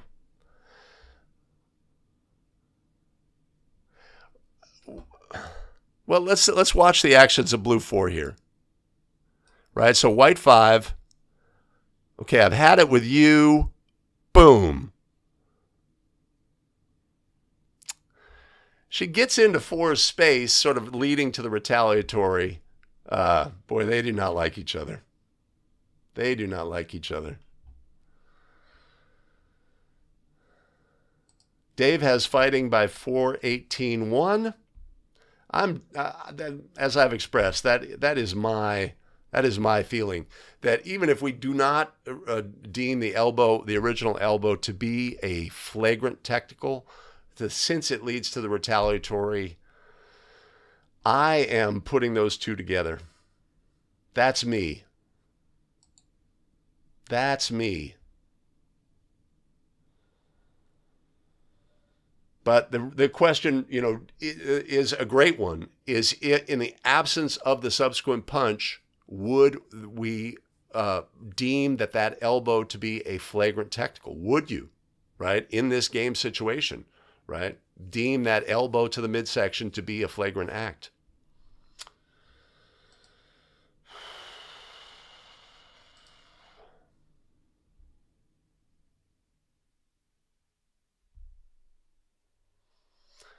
Todd doesn't like white being ejected, right? And this also brings up the situation, right? We're getting together, and you're official A, and you say those both players are disqualified, right? The elbow should rise to the level of flagrant fighting due to the retaliatory act, and your partner says no, no, no, no, it wouldn't, right? How are we going to handle that on the court? Right? It's going to be, it's going to be a lengthy discussion in that situation. Are you fighting for your ruling? Are we coming together, finding common ground? Are we listening to the veteran official, etc.? Assuming everybody had information about the play. This was not a palate cleanser. In the end, that's what I have. Not a palate cleanser.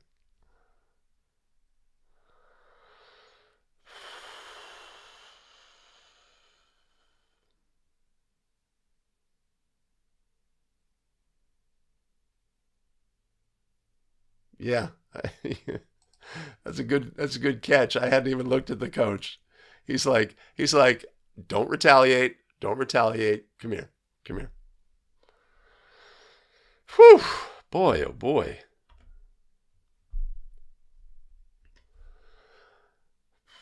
What do I have next? Okay. All right. Well, normally we like to end the show with a palate cleansing bonus play. That was not a palate cleanser. There's a lot to learn from that play. A great play. Put your ruling. What do you have down below? How would you adjudicate this play? Do you agree with me that the action of the elbow to the midsection rises to the level of fighting and both of those players are disqualified? Put your ruling down in the comments below. But let's not leave on that note. Let's look at another bonus play.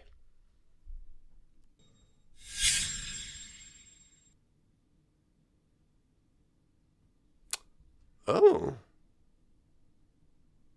Hold on.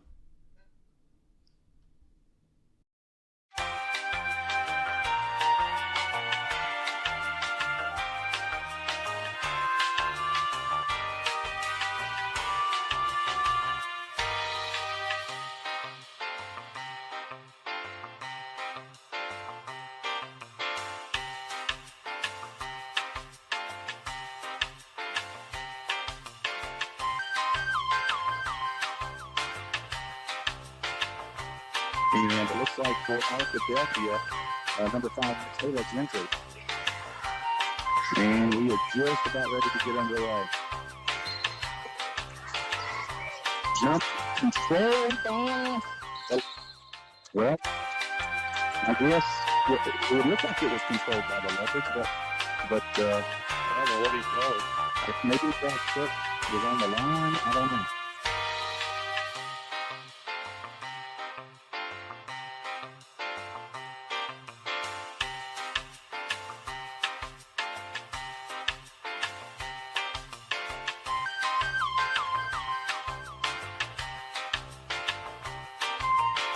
And it looks like for Arkadelphia, number 5, Taylor's entry.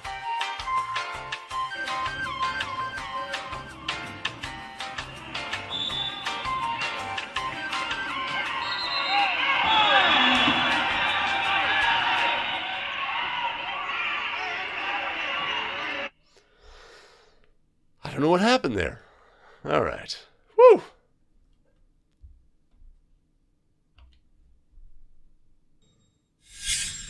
And it looks like for Arkadelphia, Come on, man. number 5, Taylor's entry. And we are just about ready to get underway. Jump control ball.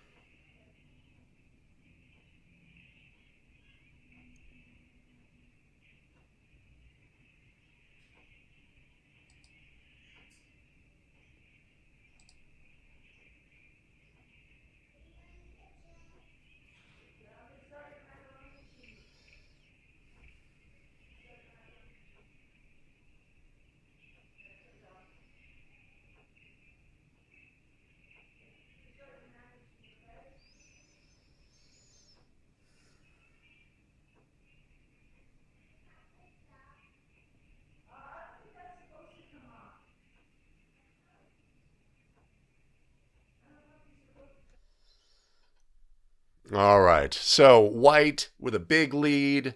Player probably at the end of the bench, a 30-30 player. He's only gets in when they're ahead by 30 or with 30 seconds left.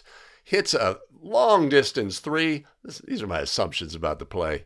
Long distance three. Their teammates go crazy. They run out onto the court. How do we adjudicate a play such as this? Right? What is the penalty in this situation? Is anybody ejected? What do we have here? Right? So, first of all, we love it. We love it when players that are the team favorite players get in the game and do something fantastic and their teammates get excited.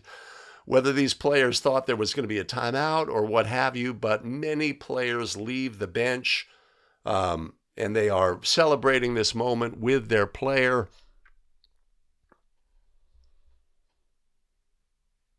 People out of the stands, our game is delayed, etc. What is the penalty here, right? We have multiple players leaving the bench area, right? But it's not during a fight scenario, so there's no disqualifications. We have the same action by multiple bench personnel. This rises to the level of a technical foul. It is a bench technical. It is an indirect on the head coach, but nothing more than that. Nothing more than that. 2 free throws to the opponent and the ball at the division line opposite the table. Straightforward. We like straightforward. Not so much thinking on this play. Whew.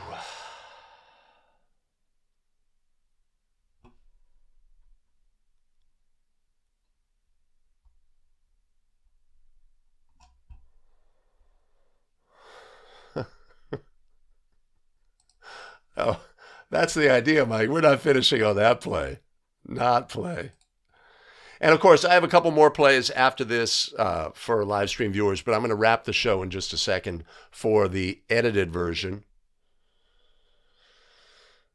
Yes, at least you didn't have to watch me fumble about.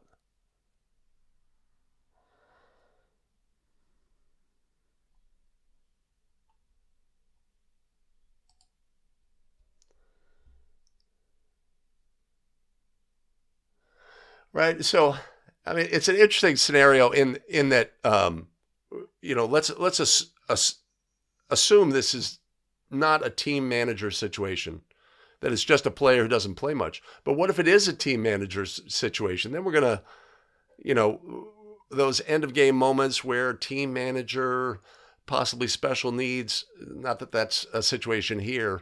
Then we're going to be super lenient and celebrate the moment, right? So I don't know exactly what led to this situation.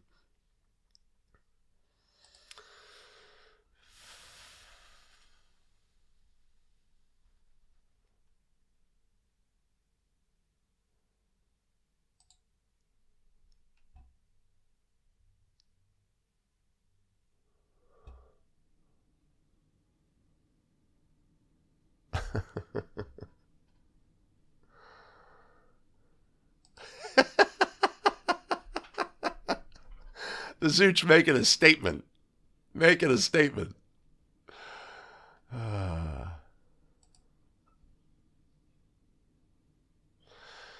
Yeah, so in that situation, if we have celebratory action, are we assessing a technical foul?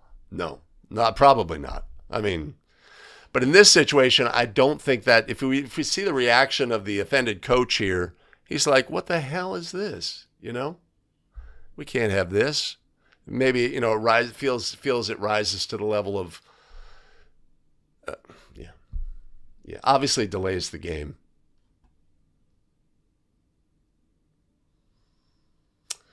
Okay, now I'm going to do. All right, help me out here.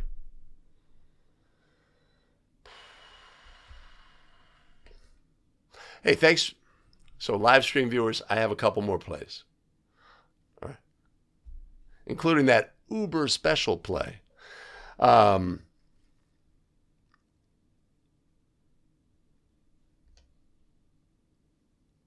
Yeah. Okay. Go there. Oh, wish me luck. Wish me luck. Hey, thanks for joining us today for 5 Play Friday. You know the deal. We need you to hit the like button, the subscribe, and the notify button so you don't miss out on any of our new content.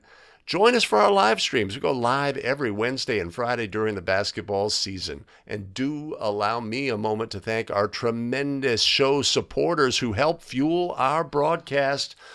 On the supporter big board today, Brad Thompson, Luis Torres, Eric Eichacker, Mark Fisher, and Kurt Johnson. Much appreciated and much love. If you want to support the show, there will be one. Of course there will be one. A link in the show notes below, and I will without question put a link above. Awesome. We've got additional video content available for you. I have made a choice here for fighting in your game, a recent 5 Play Friday. Here's another great video for you to watch. Make a choice. Choose wisely, and we'll see you in the next one. Take care.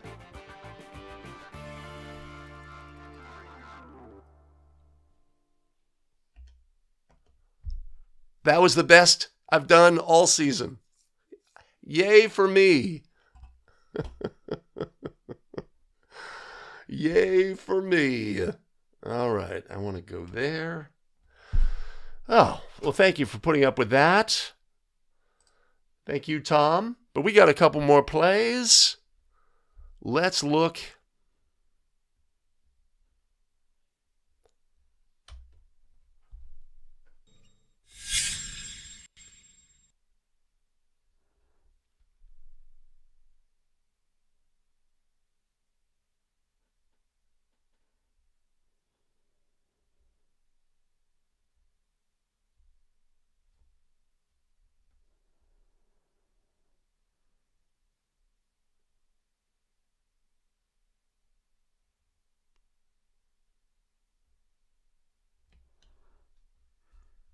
All right, Mike Connors brought this play in. What do we have here on this play? Now, me personally, have I ever assessed a player technical for flopping, for faking being fouled? No. No, I have not. Would that be a ruling on this play? I think we have a good case here. This defender, I don't know if he uses any sort of contact with the shooter to leverage, just simply throws his body to the floor, faking being fouled. Do we have a player technical in this situation? Does that action cause the ball to become dead in this situation while a try is in flight? Is this also a blocking foul by rule where a player contacts a player before they have returned to the floor? Right? That left foot of our flopping player lands on the floor underneath our shooter's foot, causing the shooter to stumble and fall. How would we adjudicate this? How should we communicate as a crew? Do we recognize we have a double whistle? Does our calling official on the outside indicate a block showing early, etc.? Habit and fundamental, would we want that in our game? Not necessarily. Doesn't come back to bite us. This isn't a situation where we have multiple rulings on the play, but an interesting play to look at nonetheless. If we rule a player technical for flopping in this situation, it does not cause the ball to become dead. We would have a subsequent shooting foul on that player as well. How would we administer that play? Which would come first? Ay, ay, ay. Right? We can have a player technical, or we can have a technical foul and then a subsequent foul. Like, let's say the black coach in this situation says, "You guys suck," right prior to this pass. Why they would do that, I don't know. We withhold the whistle for the technical and administer the technical after the fact. That would be an interesting question, how we're going to administer this play. If we say, okay, shooting foul and then technical foul, that's really straightforward. Offended player would get their free throws. Any player eligible substitute would shoot the technical. Division line throw in opposite the table. Would you do anything in any sequence other than that? Are you not assessing a flopping technical in this situation? Obviously, this is not good behavior. Not something we want in our game. Players throwing themselves to the floor. Oh, what does everybody have on this play? I know there was a lengthy discussion on Facebook. I did not get to see all of those comments. Show supporter. See more butts. Billy, show supporter. Thank you, Dave, for being here. This is a great flop.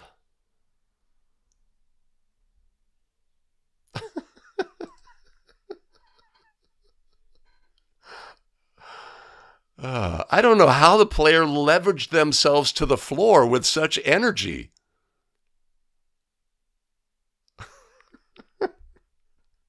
I don't. At minimum, block.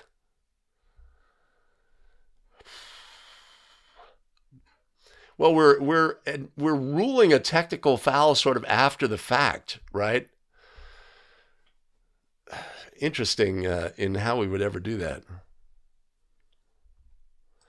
Can a blocking foul also be ruled? You know, that's the key question. Does the action that rises to a level of a technical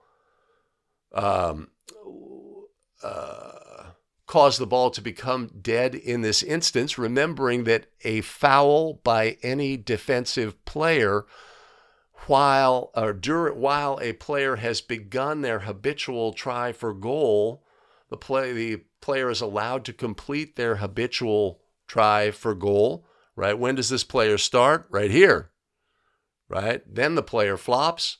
They are allowed to complete that. The foul does not cause, either a technical or personal foul, does not cause the ball to become dead. The try has not ended. Our airborne shooter is fouled. So I'd say we can definitely have both.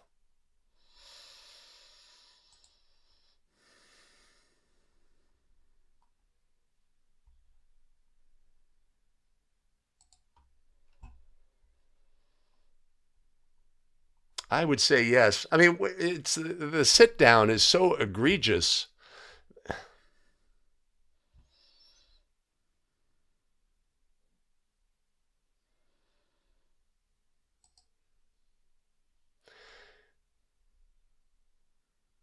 You know, I mean, because players embellish, right? We know players embellish. They throw their head, they shake their hair, they, potentially go early, which I don't consider embellishment, but we do see embellishment. This was not embellishment, right? This was like, what are you doing? So, for me, embellishment does not rise to the level of flopping player technical. But a play like this makes me think, hey, this might be my first.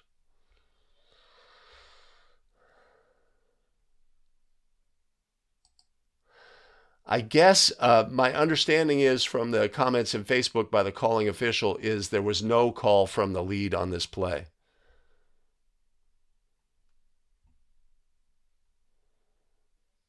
Absolutely a shooting foul.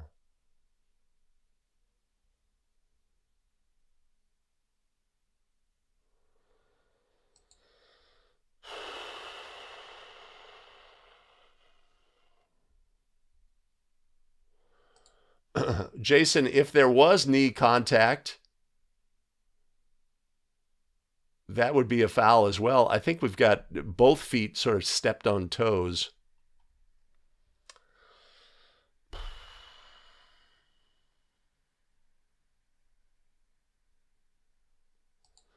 Right. This, of course, this action by our offending player here is very similar to our sit-down play from a ways back. Right. Right. So here's our defensive player's posture. Yeah. Right. Are they still in legal guarding position? In order to have any sort of, we're not going to have torso contact on this play. So obviously a charge is off the table. I mean, it's off the table anyway. But is this legal guarding position? the extent, because what do we have? The knees are extended, and then we have the feet in the space of the shooter. I'm not, yeah. Just reminds me of that play.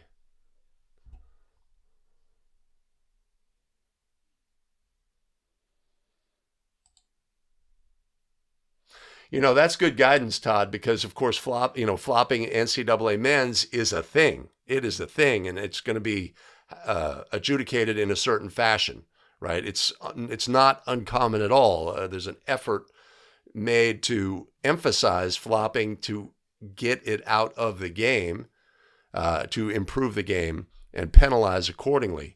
So that's good guidance. He says NCAA we sequence shooting foul first, flopping second, right? Because it's not order of occurrence. But when do we assess the technical for the action? We have an action, and we rule a blocking foul, and then we come in and say, hey, player technical for flopping.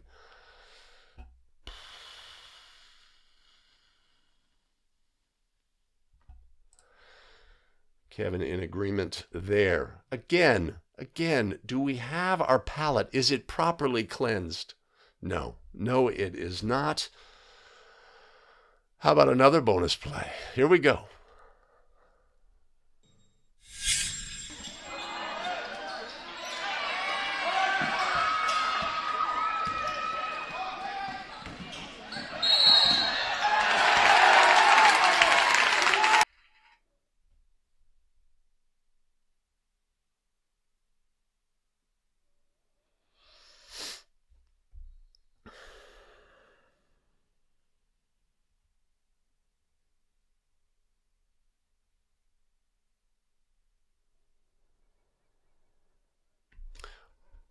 All right, another transition, block charge play, similar, again, high quality video from South Dakota, right? To me, this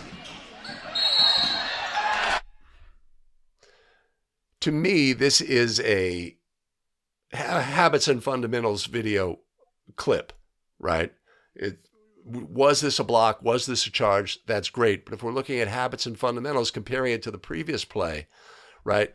Do we see the proper energy by the officials on this play that we had on the previous play, right? Are we in the right position, or does the play sort of surprise the lead official, the new lead, right? And is this something that I'm guilty of as well? Have I disconnected from the play, taken a little moment away from officiating the game? Maybe I glance at the clock, see where I'm going to go, etc., right? So if we look at this play, right, our new lead not really engaged with what is potentially going to happen next, ultimately ends up at a spot on the floor that's a good spot to officiate the play. But if we had gotten there sooner, maybe we have a better look at the play. To me, this is a blocking foul. That's to me. But again, it's 50-50. But we always want to be in the best possible position to make calls and exert the right amount of energy relative to the game. This play sort of surprises when it's thrown ahead, when the ball is thrown ahead, but we need to have more energy getting to the end line, getting into position, receiving the play. We notice our center official similarly does not have the appropriate energy for the play, right? And it's really straightforward. We officiate our game. We make judgments about how this play is going to develop, what pace we can use to get into position on a play. Sometimes we are wrong, right? And we have simply not given the play the energy needed. And maybe it's a habitual action on our part.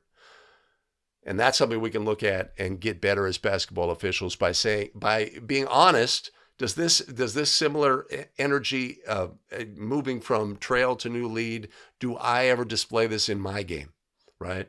And why do I display this in my game? Did I make a judgment? I didn't think they were going to push the ball, and it just caught me by surprise. Sometimes we run away from plays thinking, I have to get to the end line really quickly, but there was a steal at midcourt, and we're a little disconnected from the play itself, right? So that's why we look at our game video, analyze all of the things. So I have a blocking foul on this play. I don't feel that the defender is legal in the path of our ball handler. but I could be talked out of it. You know me. Good conviction by the calling official. Dave says player control. It is sort of an odd mechanic, Greg.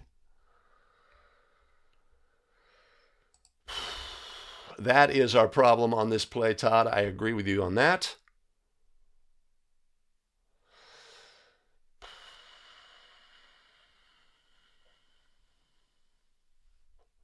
Let's look at the blocking. All right. So I see white 35 is going this way. I have a player facing their opponent 2 feet on the floor.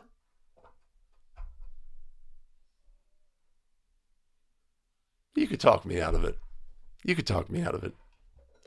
Again, I'm not really looking at the veracity of the call here. I'm looking more. Well, I should add that there. Yeah.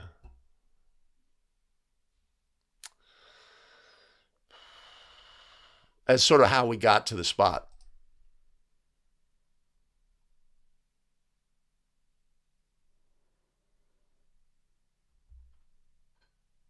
Thanks, Thomas. Doug says moving into, right? So what would our player be allowed to do by rule legally on this play? That's obviously key. Noisy. They can obviously move laterally or obliquely, and that is always going to be relative to the path of the opponent, right? Laterally or obliquely is not relative to the court, like this is laterally and this is obliquely. It's going to be related to the path of the player. So laterally in this instance would be this way, and obliquely would be this way. So they are allowed to move obliquely.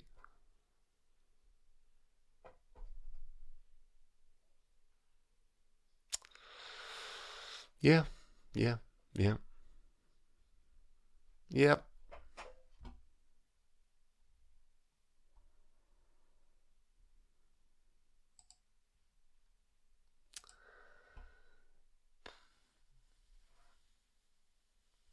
Okay. All right.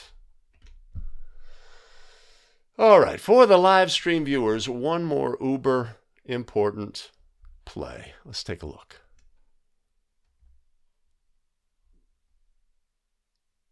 That's the wrong one.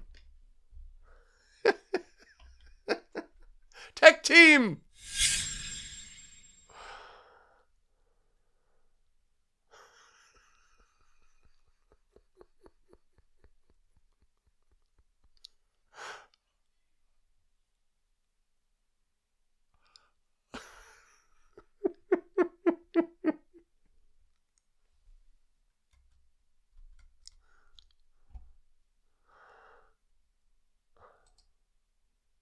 Oh, this has to be one of the all-time I'm greats. actually not kidding. No. Oh, This guy's in the corner. Looked like was he going to deliver the McDonald's to somebody on the court? Can we rule that out? Can you imagine? I mean, I think that's Can an you Uber Eats imagine sticker. this occurring Is that what in that your is? game? I'm trying to get confirmation. Yeah. Uber Eats, yes. maybe I'll put my hand up. I'm getting a little hungry. You can bring it over here. So we saw the stoppage. The man was Usher. Let's see if we can see this. No, this is going to be the turnover in the There corner. he is, right there in the corner. Yay. So this guy's actually, who's he delivering it to? The ref. The ref official? said later. Give it to me later, not now. Philip Alston's done a lot. I didn't think he needed a Big Mac for sustenance in the middle of the game. I know, but I'm not. Well, the official out there, Tim, he distanced him like, I didn't say now. Later. That's got to be unbelievable. That's got to be. Dude showed up to deliver. Give it to Alston, who lost control. Down to 18 on the shot clock. Taken away by... Well, to me, the best part of this play is just the wandering nature of our delivery guy. Just oblivious. Awesome.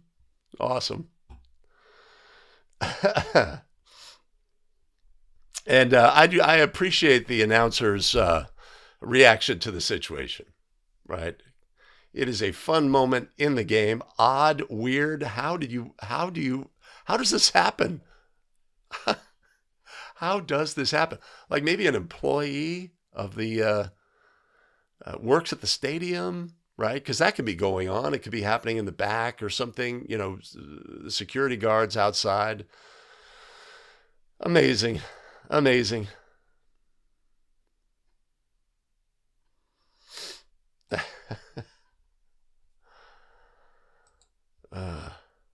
It's almost like I agree with you, Kevin. It's almost like is the guy superimposed on the court? Not that I'm going to clip that and put it on other plays. Put that guy. I'm going to have that guy moving onto the court in the middle of all sorts of plays.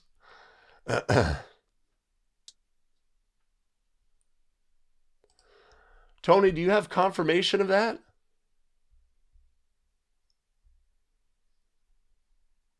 I have not seen that. If you could point me to a link, I would love to see that.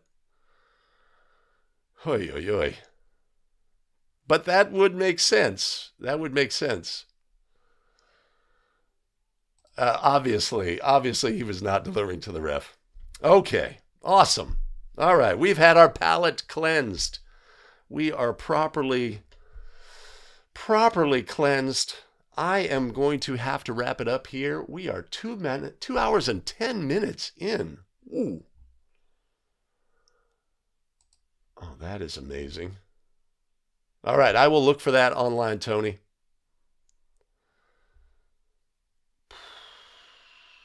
Lightner, you're a little late to the party.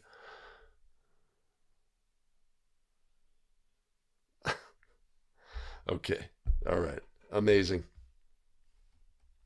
All right, I got to wrap it up, guys. I will see you. I appreciate everybody joining, staying.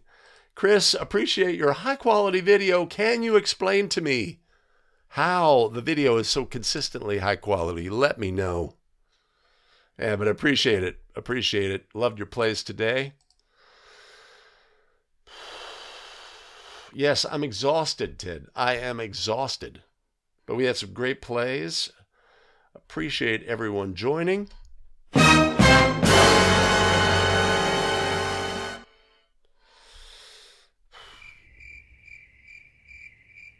I'm playing with my soundboard.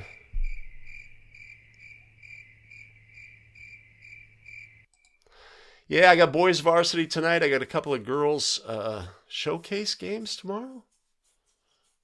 Yeah, midday. Keep it safe and fair out there, lads. And we will see you in the next one. Take care.